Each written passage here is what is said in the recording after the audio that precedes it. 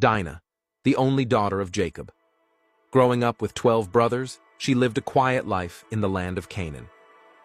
Before we dive into her story, let's go back a bit.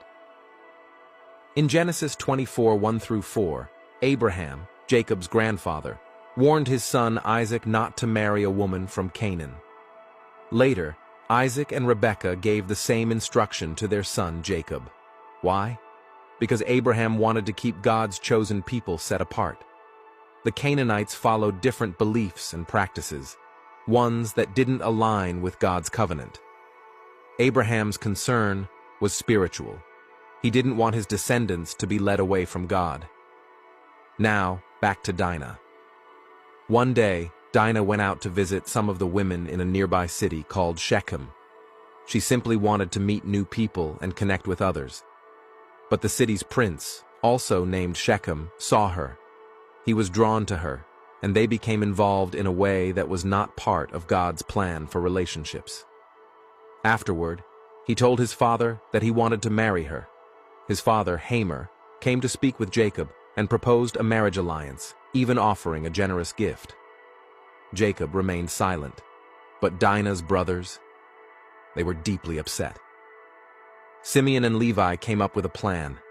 They said, "All right, you can marry our sister. But first, every man in your city must be circumcised, like us." 3 days later, while the men were still recovering, Simeon and Levi entered the city and took justice into their own hands. They struck down the men, including Shechem and Hamor.